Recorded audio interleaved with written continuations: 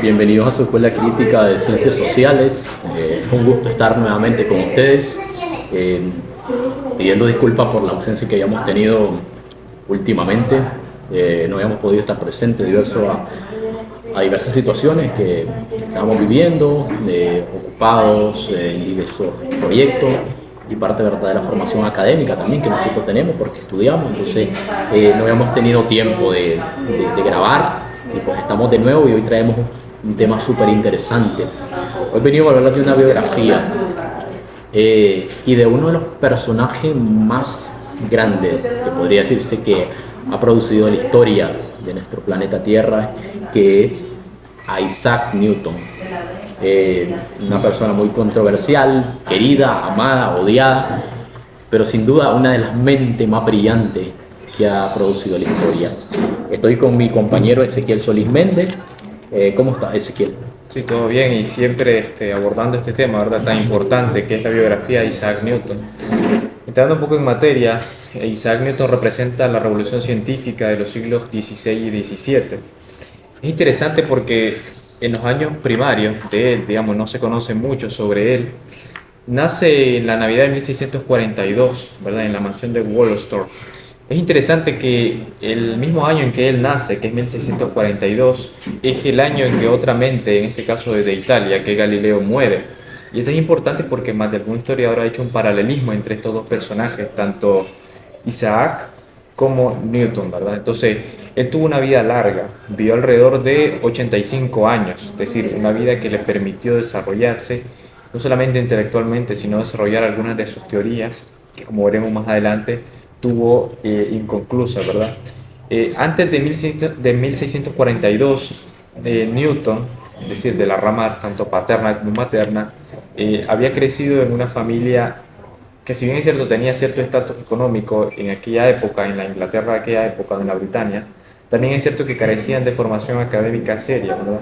De hecho, ninguno de sus familiares anteriores a él podía escribir su nombre en un lápiz, ¿verdad? Entonces es interesante esto. ¿Qué puedes agregar sobre esto o sobre estos años primarios de él, ¿verdad? Y el contexto familiar en el cual él nace y se desarrolla? Y ciertamente, ¿verdad? Lo que decía vos, la historia de Isaac Newton no procedía realmente de una familia con tradición académica o intelectual, no era una familia culta, más bien era una familia de granjeros, según la historia. Entonces, desde ahí se parte pues que no era una persona con tradición intelectual, su familia no lo era, y de ahí si lo ponemos a analizar, que su vida fue trágica desde el principio. Bueno, fue prematuro para empezar, fue un nacimiento complicado, de ahí tenemos verdad un poco de su trágica separación de su padre. Bueno, no nació huérfano sin un padre, su padre murió unos meses antes. Y de ahí tenemos verdad lo que fue que la separación con su madre, cuando la madre de Isaac se casa con el señor Smith, el reverendo Smith. Hay una separación, una ruptura de la vida de Isaac, porque se separa de su madre y sumándole lo que pasó con el padre, que no lo conoció ni siquiera. Entonces podemos de ahí marcar o remarcar que de ahí comienza la trágica vida de Isaac. Es un niño solo, un niño con carencia a nivel psicológica, con grandes traumas, porque sin duda fue algo que lo impactó, que lo marcó, que marcó su vida. Entonces desde ahí podemos partir que desde el principio, desde el génesis, la vida de Isaac fue una vida trágica. Sin embargo, eso no le impidió ser el genio en el que se convirtió. Sin embargo, más adelante vamos a ver las consecuencias que llevó eso. O sea, todas esas situaciones que él vivió, vamos a ver más adelante cómo llegaron a moldear su personalidad, en qué lo llegaron a convertir y en qué afectó, y ahí lo vamos a ver en su personalidad más adelante. Entonces, en pocas palabras, ¿verdad? Fue trágica, pero a la misma vez supo sobresalir de ahí. No sé qué tenés que comentar respecto a eso. Sobre ese punto me parece interesante que, como bien decía, él pierde a su padre. Cuando él nace, su padre ya había muerto. Luego pierde a su madre y a los 3 años él se va a vivir con sus abuelos. Sin embargo, según sus biógrafos, los abuelos no jugaron un papel fundamental en la configuración psicológica de él, es decir, no existe evidencia que demuestre de que jugó un papel importante en el desarrollo psicosocial de Newton. Entonces, podría decirse que desde su primer inicio, Newton fue un hombre torturado, fue un hombre de personalidad extremadamente neurótica y retraída. Entonces, parte de eso se debe a los primeros años formativos de él, ¿verdad? Entonces, de su infancia es válido inferir que se sabe poco también, ¿verdad? Son algunos bostezos o rasgos que podemos establecer nosotros para determinar lo que posteriormente sería él, ¿verdad? Sobre todo en su personalidad tan retraída, ¿verdad? Tan neurótica, como decía ya precedentemente. Además de que era una persona solitaria, ¿verdad? Lo fue en su infancia, lo fue en su educación también, en su educación primaria. Manejó poco, ¿verdad? Digamos, las relaciones sociales, ¿verdad? Las interacciones sociales fue muy poco desarrollado por él. De hecho, se conocen pocos amigos y aún así pocas relaciones, ¿verdad? Incluso esto va a ser así cuando él ingresa también en el Trinity College, ¿verdad? De Cambridge. Entonces, todo ese pasado lo va a cargar él también. Sin embargo, ya en esos primeros años formativos, él muestra una incipiente genio, ¿verdad? Un genio que evidentemente va a implosionar en lo que ya conocemos nosotros como sus distintas teorías, sus distintos aportes a la biología, a la alquimia, a la física, a la astronomía. Exactamente. Entonces, una vez él vive esta situación complicada, como analizamos, su nacimiento, su adolescencia, entonces comenzamos a ver su incipiente nacimiento como un genio, digamos. Entonces, su progreso, de ahí él a los 10 años se muda a la escuela de secundaria, influido por su tío, y donde el boticario que narra la historia, ahí fue muy hubo muchos problemas, muy problemático. Se dice que era una persona que era bastante problemática, solo, retraído. Entonces, eso es como se describe su paso por la escuela, su primera etapa de formación, podría decirse, de Isaac. Y pues de allí vemos ya su mudanza a Cambridge. Algo que añadir ahí, ¿verdad? Es que a los 12 años, según también las investigaciones, en la propia escuela, en ese mismo periodo, él comienza a estudiar latín y un poco de griego. Es decir, que él en las lenguas clásicas él encontraba apego, ¿verdad? Además de lo que ya decimos, ¿verdad? Y luego, pues, como bien decía, vos se traslada a la universidad, ¿verdad? De Cambridge, al Trinity College. También interesante de que en su habitación, ¿verdad? En su cuarto, con el dinero que su madre le daba, porque todavía le daba una pensión la mamá, a pesar de que no estar con él, ¿verdad? Entonces él se dedicaba a obtener objetos, a crear objetos de madera, ¿verdad? Manufacturados, y construyó un molino de viento al norte de Greenwich. Entonces es interesante, ¿verdad? Porque ya desde ahí él venía con lo que le llamó filosofía mecánica, ¿verdad? Venía con ese interés por crear cosas, por lograr materializar sus pensamientos, ¿verdad? Entonces es interesante, y como decía vos, el otro periodo que sigue es cuando él se traslada al Trinity College. Exactamente. Sí, vos destacaste un punto interesante, el Newton inventor, el Newton que cuando comenzó en su inicio en Grantham, que se mudó a la escuela, ya, a la primaria, a la secundaria, entonces dice que le hacía maquetas a las compañeras, molinos. Entonces de allí comenzaba ya como a nacer el inventor, el creador, Newton, y ya después tenemos ya cuando se muda al Trinity College en Cambridge, y pues ya ahí pues comienza ya a formular teoría. En su famoso cuaderno de apunte donde cuestiones.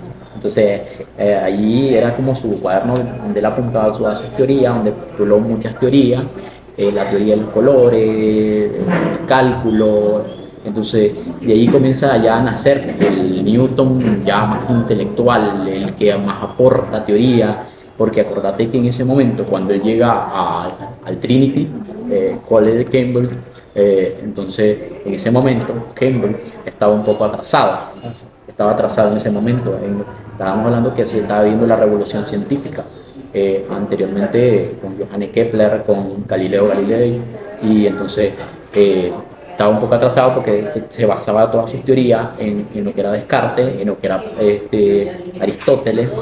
Entonces estaba la filosofía platónica, y él vino y él propuso un método de estudio diferente. Él creó su propio método de estudio. Entonces ahí comenzamos a ver que ya comenzaba a postular su propia teoría, y incluso llegó al momento ya del ser el Newton obsesivo, el que estaba obsesionado, del que se pasaba horas encerrado, estudiando, devorando libros, como devorar alimentos, aislado, ensimismado. Pero ya estábamos viendo que ya eso era producto, no era tanto porque le gustaba estar aislado en la soledad, sino porque vivía obsesionado con el descubrimiento, con la curiosidad y con postular nuevas teorías, y en el color, en el cálculo. Se pasaba cientos de horas, incluso se dice que no comía. La comida se la llevaban, y ahí narra la historia en el libro que estamos basados, esta biografía, que es Richard Westphal. Ahí se narra la historia, de donde dice que el gato, que él tenía un gato, el gato es el que se engordó, ¿sí? Porque él que se comía todas las comidas que le llevaban a Newton, porque él no las consumía. O sea, que puede aportar más a eso. Sí, sí, ciertamente lo que vos decís tiene mucho que ver, ¿verdad? Con eso, además de que con su mente inquisitiva, ¿verdad? Cuando, como bien decís vos, en Cambridge en ese momento el plan de estudios estaba afiancado, ¿verdad? O afincado en la filosofía aristotélica y platónica, ¿verdad? Que era más propia para los eclesiásticos, para la formación eclesiástica, que para la formación científica o incluso práctica, ¿verdad?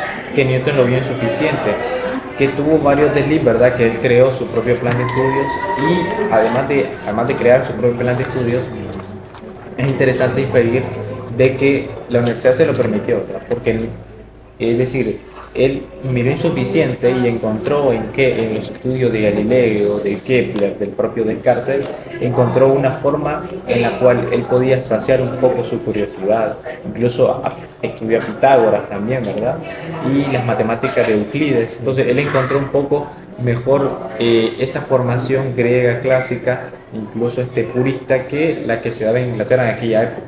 Entonces, al estudiar estos clásicos, y además al hacer una relación entre dejar a un lado Aristóteles y comenzar con Descartes, él comenzó a entender un poco mejor las cuestiones que se estaban discutiendo en la ciencia occidental, y que a decir verdad estaban atrasadas, ¿verdad? Incluso con Oriente. Podemos incluso discutir en aquella época la ausencia de fundamentación que existía en la medicina, por ejemplo, ¿verdad?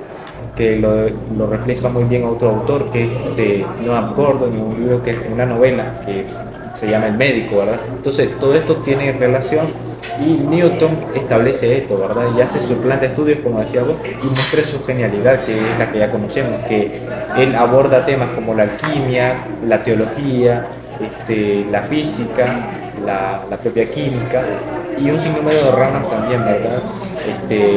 Tanto literarias como científicas. Y podemos comentar un poco de lo que fue en cuanto a las teorías que él propuso, cómo llegó a conocerse sus teorías, porque, bueno, su teoría más famosa, la gravitación universal, el descubrimiento, las 3 leyes de Newton, que fueron 5 leyes, pero después se compartieron, cada quien quería su parte, y pues quedaron en 3 leyes. Y pues su famosa teoría de la gravitación universal, que de allí podemos destacar que, bueno, en aquel momento, recordar que Galileo había descubierto lo de la Tierra, el heliocentrismo y el movimiento de los planetas en elíptica, que fue lo que propuso, pero no había una teoría clara que aclarara por qué los planetas hay una atracción, por qué se mueven, por qué están en un orden, por qué están atraídos por el Sol. Entonces no había nada que aclarara. Entonces viene Newton, y en ese momento, cuando viene Edmund Halley, que Edmund Halley era parte de la Royal Society, y se estaba buscando eso, estaba en cuestión eso, él decía que él tenía la respuesta, pero visita a Newton, y como sabía que Newton era uno de los genios, ya sonaba, y le comenta el asunto, y Newton ahí es donde comienza a postular la teoría, ya estaba estudiando lo de la gravitación, y ahí es donde se da cuenta y donde propone la teoría de gravitación universal, y ahí donde describe por qué es que los cuerpos están atraídos, por qué la luna está atraída por la Tierra. Entonces, ahí comenzamos a ver. Es importante recalcar en la teoría de gravitación universal, de la más famosa, el mito de la manzana. Bueno, todos sabemos que sí, en 1665, cuando surgió la peste negra, se volvió a la granja. Quiero hacer un paréntesis, ¿verdad? Para que Sí. después sigas con eso. Y es que este es un mito que lo popularizó en los católicos también. ¿Por qué? Porque hace una analogía entre la manzana, como por ejemplo el fruto del Edén perdido, y hace una relación con la sabiduría. Pero vemos que esto no es así, es decir, no es que una manzana cayó, ¿verdad? Y bueno, entonces él le cayó en la cabeza y Newton tuvo un destello de genialidad, ¿verdad? No pasó así. De hecho, como bien decía vos, él pasó demasiado tiempo pensando en esa teoría para lograr estructurarla y determinar qué era exactamente lo que significaba, ¿verdad? Exactamente. Entonces, como vos decís, diste en el clavo. Esa teoría, ese mito de la manzana es como basado en la religión. Entonces, no fue realmente una historia verdadera o científica, porque cuando él se muda a la granja, a Boston, nuevamente a la granja en 1665, entonces ahí es donde se hace supuestamente esa analogía de que él estaba en su casa, en una granja, paseaba por el jardín y le cae la manzana. Sin embargo, eso es un mito. Newton no desarrolla la teoría de gravitación universal porque cae una manzana, sino porque él venía pensando y estudiando esa teoría desde hace mucho tiempo.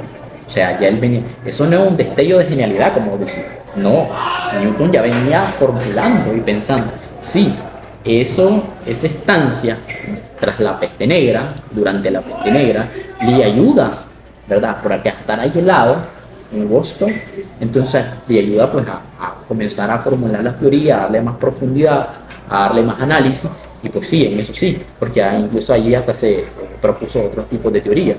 Entonces, hablando un poquito de lo que hablábamos de Edmund Halley, Halley es uno de los protagonistas en la historia de Newton, porque Halley le ayuda a que se conozca su teoría en la Royal Society.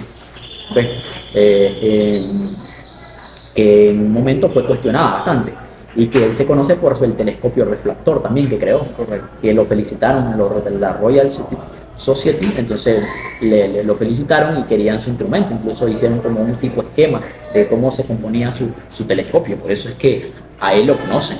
¿Ven? Y allí fue que él propone ya sus teorías, ya le manda a la Royal Society lo que eran sus teorías, pero sin embargo fue cuestionado. No sé qué puedes aportar más ahí. Sí, ciertamente, digamos, recordemos que en aquella época la Royal Society era muy elitista, ¿verdad? Entendía algunos, o no entendía algunas ideas de Newton, ya se escuchaba un poco sobre él, pero no entendía, no comprendía su genio, ¿verdad? Y ciertamente llega el telescopio, ¿verdad? Hacen una maqueta, incluso intentan replicarlo, pero se dan cuenta que no pueden. ¿Por qué? Porque los lentes son muy bien creados. Y es que Newton ya tenía la facilidad necesaria para crear esto debido a la práctica mecánica que él había desarrollado en años anteriores, ¿verdad? Entonces, a pesar de que se intenta crear eso, es decir, a pesar de que intentan replicar los lentes, intentan replicar el material, no lo logran porque la idea técnica perfeccionada ya lo tenía Newton, ¿verdad? Entonces es interesante eso, es interesante abordar brevemente también sus creencias religiosas porque era profundamente cristiano, ¿verdad? Esto no es interesante, pero sí es particular su teología, que era arriana, ¿verdad? Él negaba el dogma de la Santísima Trinidad, él estudió los padres prenicenos, polnicenos, ¿verdad? Y bueno, se sentía, ¿verdad?, atraído hacia el cristianismo, pero negaba, como ya decía, el dogma de la Santísima Trinidad, hacía un sinnúmero de interpretaciones bíblicas al respecto de esto y era unitario y arriano, ¿verdad? Consideraba de que Dios no podía fragmentarse cual si fuese una fórmula química en la cual se podrían tomar elementos de Dios y a la vez ser uno mismo, y no era así, ¿verdad? Entonces, no sé qué puedes añadir ya para finalizar sobre Newton, que hay muchísimo que decir, pero evidentemente no abarcaríamos todo el video. Exactamente, bueno, comentar un poco, ¿verdad? Ya para finalizar un poquito de Newton matemático, el genio de genio, ¿verdad? Porque Newton fue un gran matemático, sin duda. En ese tiempo, acordate que en Europa no había un matemático destacado y él llegó a destacar como uno de los grandes matemáticos y el único matemático. Pues Newton, su historia trágica, traumas que vivió desde su infancia, incluso uno de sus pecados de que confesó, decía que en una ocasión quería quemar a su madre y a su padrastro por el gran resentimiento que guardaba del abandono que sufrió. Entonces, un hombre retraído, un hombre que solo, un hombre que ególatra, que siempre en algunas ocasiones quiso imponer su criterio, un hombre prohibido y pues cuestionado en su momento, en su época, pero sin embargo el genio, ¿verdad? El genio que conocemos, el más, sin duda a decir, el hombre más, el genio más grande de todos los tiempos que ha pisado este planeta Tierra, como de los grandes físicos de la historia. Eso no hay duda, porque fue el genio reconocido hasta hoy y pues un ejemplo para nosotros, para las generaciones, de su perseverancia, porque ante todo fue un gran hombre que perseveró y que marcó su nombre en las tablas de la historia de la humanidad hasta conocerlo hasta hoy. No sé qué tenés que agregarlo para terminar. Sí, para finalizar, añadir eso, ¿verdad? Que además de ser un personaje importante, ¿verdad? Sin duda alguna es una de las mentes más célebres de Occidente, ¿verdad? Podemos estudiar incluso a genios como Leonardo, como el propio Newton, el propio Einstein, pero sin duda alguna él sigue, ¿verdad?, teniendo primacía sobre los demás, sobre todo en la época en la cual desarrolló sus primeros teorías, inventos, debido a que en aquella época pocos habían trabajado en eso, ¿verdad? Incluso la ley de gravitación universal fue el pionero en eso, ¿verdad? Incluso imaginarse eso ya de por sí es un gran mérito, más sumado a su inquebrantable solamente genio matemático, racionalista, sino también espiritual. La verdad que es algo muy importante y que es una forma de nosotros decirnos de que hay que leer a estas grandes mentes, ¿verdad? Leerlos y aprender aunque sea un poco de ellos, ¿verdad? Porque sin duda alguna tienen mucho que ofrecer a nosotros. Así que muchas gracias y nos vemos en la próxima.